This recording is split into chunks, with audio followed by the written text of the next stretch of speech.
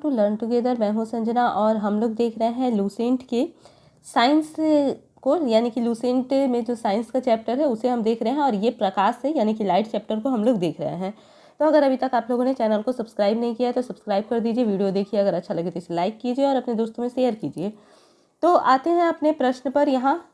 तो देखते हैं, आकाश नीला दिखाई पड़ता है क्योंकि। आकाश नीला दिखाई पड़ता है क्योंकि क्या बात है, तो नीले प्रकाश का प्रकीर्णन सबसे अधिक होता है। नीले प्रकाश का प्रकीर्णन सबसे अधिक होता है, इस कारण से आकाश जो है वो नीला दिखाई पड़ता है। राइट आंसर इज ऑप्शन ए। वर्तमान में प्रकाश का विसरण निम्नलिखित में से किस वजह से होता है। तो प्रकाश का विसरण किस वजह से होता है, तो ये धूल कण के कारण होता है। किस कारण होता है, धूल कण के कारण होता है। Right answer is option number B. Next देखते हैं, चंद्र सतह पर एक प्रेक्षक को दिन के समय आकाश दिखाई देगा। चंद्रमा की सतह पर दिन के समय कोई व्यक्ति अगर होगा तो उसे आकाश कैसा दिखाई देगा, तो उसे आकाश काला दिखाई देगा। कैसा दिखाई देगा, काला। तो right answer is option D. इसके आगे हम लोग देखते हैं, तो यहाँ एक गोलाकार वायु का बुलबुला किसी कांच के टुकड़े में अंतः स्थापित है। वायु का बुलबुला किसी कांच के टुकड़े में अंतः स्थापित है, तो उस बुलबुले से गुजरती हुई प्रकाश की किरण के लिए वह बुलबुला किस तरह का व्यवहार करता है। तो राइट आंसर होगा ऑप्शन बी, अपसारी लेंस की तरह व्यवहार करेगा। Right answer option B.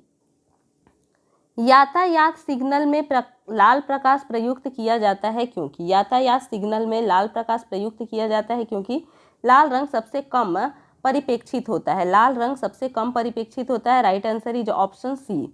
इसके बाद हम लोग देखेंगे, समुद्र नीला प्रतीत होता है। समुद्र नीला क्यों प्रतीत होता है, क्योंकि आकाश के परावर्तन तथा जल के कणों द्वारा प्रकाश के प्रकीर्णन के कारण जो है समुद्र नीला प्रतीत होता है। तो राइट आंसर ऑप्शन बी। सूर्यास्त तथा सूर्योदय के समय सूर्य का रंग लाल होने का कारण क्या है। तो सूर्यास्त और सूर्योदय के समय में सूर्य का जो रंग होता है वो लाल दिखता है, ये प्रकाश के प्रकीर्णन के कारण होता है। Right answer option A. Right answer is option ए।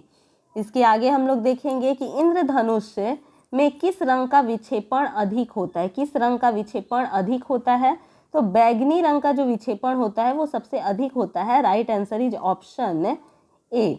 इसके आगे देखते हैं, तारे आकाश में वास्तव में जितनी ऊंचाई पर होते हैं वे उससे अधिक ऊंचाई पर प्रतीत होते हैं। इसकी व्याख्या किसके द्वारा की जा सकती है। इसकी व्याख्या वायुमंडलीय अपवर्तन के कारण होता है। किस कारण, वायुमंडलीय अपवर्तन के कारण ऐसा होता है। सूखा बालू चमकीला क्यों दिखाई देता है जबकि गीला बालू विद्युतहीन होता है। सूखा बालू चमकीला दिखाई देता है जबकि गीला बालू जो होता है वो विद्युतहीन होता है। ऐसा क्यों होता है, तो इसका कारण जो है ये परावर्तन है। क्या है, परावर्तन। Right answer option B. Next देखेंगे कि पेरिस्कोप बनाने में निम्नलिखित में से कौन सा एक प्रयुक्त होता है। तो पेरिस्कोप बनाने में समतल दर्पण प्रयुक्त होता है। Right answer is option C. Next यहाँ पर देखेंगे कि साबुन के पतले झाग में चमकदार रंगों का बनना किस घटना का परिणाम है। तो ये किस घटना का परिणाम है, तो बहुलित परावर्तन और व्यतिकरण का परिणाम है। राइट आंसर इज ऑप्शन ए। पिछली साइड के ट्रैफिक को देखने के लिए ऑटोमोबाइल में किस प्रकार के दर्पण का प्रयोग किया जाता है। तो पीछे की साइड को देखने के लिए ऑटोमोबाइल यानी कि वाहनों में किस प्रकार के दर्पण का प्रयोग होता है, तो ये उत्तल दर्पण का प्रयोग होता है। Right answer option D. Next, निम्न में से वायुमंडलीय अपवर्तन का परिणाम नहीं है, तो इसे हम लोग देखेंगे। राइट आंसर क्या हो जाएगा, सूर्य का सूर्यास्त के समय लाल दिखाई देना। Right answer option B. रोगियों के दांत देखने में दंत चिकित्सकों द्वारा प्रयुक्त दर्पण होता है, यानी जो रोगी का दांत देखते हैं डॉक्टर, तो वो किस दर्पण से देखते हैं, तो अवतल दर्पण से देखते हैं। Right answer option B. वाहनों की अग्रदीप यानी कि हेडलाइट में किस प्रकार के दर्पण का इस्तेमाल होता है। हेडलाइट जो होता है उसमें किस प्रकार के दर्पण का प्रयोग किया जाता है, तो इसमें परावलयिक दर्पण का प्रयोग किया जाता है। Right answer option D. आगे देखते हैं, दाढ़ी बनाने के लिए काम में लेते हैं। दाढ़ी बनाने के लिए कौन सा लेंस जो है वो काम में लिया जाता है, तो यहाँ देखेंगे अवतल दर्पण को लिया जाता है। राइट आंसर इज ऑप्शन ए। इनमें से कौन सा सही है, हमें फॉर्मूला देखना है। और देख करके बताना है कि इनमें से कौन सा सही है। तो इसमें से कौन सा सही होगा, 1/f = 1/u + 1/v। तो ये सही हो जाएगा, right answer option C. Car चलाते समय अपने पीछे के यातायात को देखने के लिए आप किस प्रकार के दर्पण का उपयोग करना चाहेंगे? तो उसमें हम लोग उत्तल दर्पण का प्रयोग करना चाहेंगे, राइट आंसर ऑप्शन डी। मानव आँख की रेटिना पर कैसा प्रतिबिंब बनता है? तो मानव आँख की रेटिना पर वास्तविक और उल्टा प्रतिबिंब बनता है, राइट आंसर ऑप्शन ए। किसी व्यक्ति का पूरा प्रतिबिंब देखने के लिए एक समतल दर्पण की न्यूनतम ऊंचाई होती है।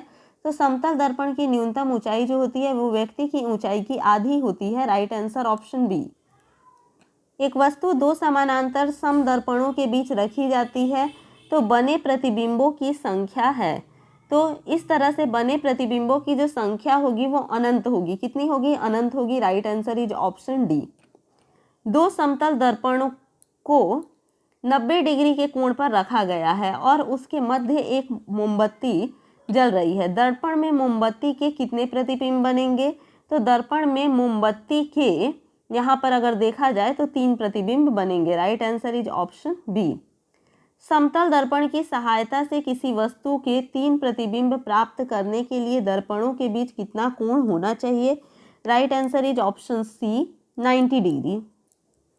यदि एक व्यक्ति को दो समतल दर्पण जो 60 डिग्री कोण पर अनंत है के बीच हो तब उसे कितने प्रतिबिंब देखेंगे? तो कितने प्रतिबिंब दिखेंगे? राइट आंसर ऑप्शन सी, 5 प्रतिबिंब दिखेंगे। अभिसारी लेंस वह होता है जो, अभिसारी लेंस किसे कहते हैं?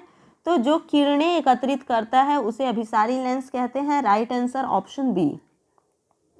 अपसारी लेंस वह होता है जो, अपसारी लेंस कौन सा होता है? जो किरणें फैलाता है उसे अपसारी लेंस कहते हैं, right answer is option A. प्रकाश का रंग निर्धारित होता है इसके, तो प्रकाश का रंग किसके द्वारा निर्धारित होता है? तो ये तरंग दैर्ध्य से निर्धारित होता है, right answer is option B. पानी में हवा का बुलबुला वैसे ही काम करेगा जैसे करता है, जैसे क्या करता है? तो अवतल लेंस काम करता है, राइट आंसर ऑप्शन डी। हम पृथ्वी के पृष्ठ पर सूर्य का प्रकाश प्राप्त करते हैं, ये प्रकाश के किस प्रकार के किरण पुंज है? तो ये प्रकाश के अगर हम लोग देखा जाए तो समानांतर किरण पुंज है, right answer option C. Dioptre किसकी इकाई है? डायोप्टर जो है ये लेंस की क्षमता की इकाई है, राइट आंसर ऑप्शन ए। इसके आगे देखेंगे कि धूप के चश्मे की क्षमता होती है, धूप के चश्मे की जो क्षमता होती है वो 0 डायोप्टर होती है, right answer option A. Next है, एक लेंस का फोकसांतर 25 सेंटीमीटर है तो उसकी क्षमता होगी, right answer option B, +4d। एक उत्तल लेंस की फोकस दूरी 0.2 मीटर है तो इसकी क्षमता होगी, तो इसकी क्षमता क्या होगी? तो यहाँ पर हम लोग देखेंगे कि इसकी क्षमता +5 डायोप्टर होगी। यदि किसी ऐनक के लेंस का पावर +2 डायोप्टर हो तो इसके फोकस की दूरी होगी, तो इसकी फोकस की दूरी कितनी होगी? तो 50 सेंटीमीटर होगी, राइट आंसर ऑप्शन सी। आगे देखते हैं, एक उत्तल लेंस को जब पानी में डुबाया जाता है तो उसकी क्षमता क्या होती है? बढ़ जाती है कि घट जाती है? कैसी हो जाती है? तो घट जाती है, right answer is option A. Prism में प्रकाश के विभिन्न रंगों का विभाजन कहलाता है, प्रिज्म में प्रकाश के विभिन्न रंगों का जो विभाजन होता है वो क्या कहलाता है? तो वो कहलाता है प्रकाश का वर्ण विक्षेपण। क्या कहलाता है? प्रकाश का वर्ण विक्षेपण, right answer is option D. Prism से गुजरने पर सूर्य के प्रकाश की किरणें विभिन्न रंगों में विभक्त हो जाती है क्योंकि विभिन्न रंगों की किरणों का विचलन भिन्न भिन्न होता है, right answer is option D. श्वेत प्रकाश कितने रंगों के मेल से बना होता है? तो श्वेत प्रकाश जो होता है ये 7 रंगों के मेल से बना होता है, राइट आंसर ऑप्शन डी। श्वेत प्रकाश जब प्रिज्म से होकर गुजरता है तो वर्ण सबसे अधिक विचलित होता है, वह कौन सा है? तो राइट आंसर ऑप्शन बी, बैंगनी। श्वेत प्रकाश जब प्रिज्म से होकर गुजरता है तो जो वर्ण सबसे कम विचलित होता है वह कौन सा है? तो सबसे कम विचलित होने वाला रंग है लाल, right answer is option A. आगे देखते हैं, प्राथमिक रंग, प्राथमिक रंग इनमें से कौन है? तो ये बताना है प्राथमिक रंग इनमें से कौन सा है। तो वे रंग जो अन्य रंगों के मिश्रण से उत्पन्न नहीं किए जा सकते हैं उन्हें प्राथमिक रंग कहते हैं, right answer is option D. Next, 3 मूल रंग है। 3 जो मूल रंग होते हैं यानी कि 3 जो प्राथमिक रंग होते हैं वो कौन से हैं? तो वो है नीला, लाल और हरा। Right answer option C. Next देखते हैं, श्वेत प्रकाश का अपने विभिन्न रंगों में अलग होने की प्रक्रिया क्या कहलाती है? तो ये प्रक्रिया जो होती है इसे वर्ण विक्षेपण कहा जाता है। क्या कहा जाता है? वर्ण विक्षेपण। Right answer option D. एक प्रकाशीय माध्यम का अपवर्तनांक किसके अनुसार परावर्तित होता है? माध्यम की प्रकृति, किरणों के आपतन कोण में परावर्तन, आपतित किरणों का रंग। अब नीचे दिए गए कूट में इसका सही जवाब क्या होगा? तो यहाँ पर होगा ऑप्शन नंबर 1, 2 और 3 दोनों ही सही है, यानी कि माध्यम की प्रकृति, किरण के आपतन कोण में परावर्तन और आपतित किरण का रंग, तो ये सभी हो जाएगा। निम्नलिखित में से कौन सा रंग सम्मिश्रित दिन और रात के समय सर्वाधिक सुविधाजनक होता है? तो दिन और रात के समय सर्वाधिक सुविधाजनक जो होता है वो लाल और हरा रंग होता है। Right answer is option D. इसके बाद देखते हैं हम लोग, किसी अपारदर्शी वस्तु का रंग उस रंग के कारण होता है जिसे वह क्या करता है? तो परावर्तित करता है। Right answer is option C. Next, यदि किसी कमरे में हरा विद्युत बल्ब लगा हो तो लाल वस्त्र दिखाई देगा। तो अगर हरा विद्युत रंग लगा होगा, बल्ब लगा होगा, तो लाल रंग जो होगा वो काले रंग का दिखाई देगा। Right answer is option C. कुछ परिवहन वाहनों में अतिरिक्त पीली बत्तियां होती है। ऐसा इसलिए किया जाता है क्योंकि पीला प्रकाश कोहरे को बेधता है जिससे सड़क साफ दिखाई देता है, अतः कोहरे वाली रातों में पीली बत्ती काम आती है। Right answer option C. Next, प्रकाश में 7 रंग होते हैं, रंगों को अलग करने का क्या तरीका है? तो रंगों को अलग करने का तरीका है कि एक प्रिज्म से रंगों को अलग अलग किया जा सकता है। राइट आंसर इज ऑप्शन ए। कांच को अधिक ताप पर गर्म करने पर वह दिखाई देगा। तो कांच को जब अधिक ताप पर गर्म करेंगे तो वो हरा दिखाई देता है। कैसा? हरा। Right answer is option B. इसके बाद देखते हैं, प्रकाश का रंग निश्चित किया जाता है। प्रकाश का रंग कैसे निश्चित किया जाता है? तो ये निश्चित किया जाता है तरंग दैर्ध्य के द्वारा। Right answer option C. सूर्य की किरणों में कितने रंग होते हैं? तो सूर्य की किरणों में भी 7 रंग होते हैं। Right answer option C. यदि वायुमंडल ना हो तो पृथ्वी से आकाश किस रंग का दिखाई देगा? तो पृथ्वी से जो आकाश है वो काला दिखाई देगा। Right answer option A. Photography में मुख्य रंग कौन से होते हैं? जब हम फोटोग्राफी करते हैं तो उसमें मुख्य जो रंग होता है तो वो कौन सा होता है, यानी प्राइमरी रंग कौन सा है? तो लाल, नीला और हरा होता है। Right answer option C. सबसे कम तरंग दैर्ध्य वाला प्रकाश होता है, सबसे कम तरंग दैर्ध्य वाला जो प्रकाश होता है वो बैगनी होता है। Right answer option D. जब प्रकाश के लाल, हरा व नीला रंगों के समान अनुपात में मिलाया जाता है तो परिणामी रंग होगा। तो परिणामी रंग कौन सा मिलेगा? सफ़ेद मिलेगा। क्या मिलेगा? सफ़ेद। तो राइट आंसर ऑप्शन बी। अगला देखते हैं, फोटोग्राफिक कैमरे का कौन सा भाग आँख की रेटिना की तरह कार्य करता है? तो आँख की रेटिना की तरह जो कार्य करता है वो कौन सा होता है? तो वो होता है फिल्म। कौन सा होता है? फिल्म होता है। Right answer is option D. कैमरे में किस प्रकार का लेंस उपयोग में लाया जाता है? तो कैमरे में उत्तल लेंस उपयोग में लाया जाता है। राइट आंसर इज ऑप्शन ए।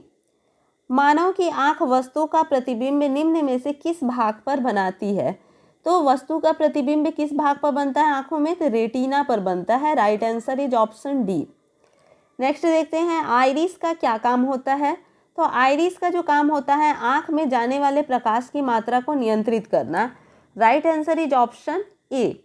इसी प्रकार से हमारे और भी वीडियो देखने के लिए हमारे चैनल के साथ में बने रहें। वीडियो अगर अच्छा लगा हो तो इसे लाइक कीजिए, शेयर कीजिए और अगर अभी तक चैनल को सब्सक्राइब नहीं किए हैं तो इसे सब्सक्राइब कीजिए। धन्यवाद।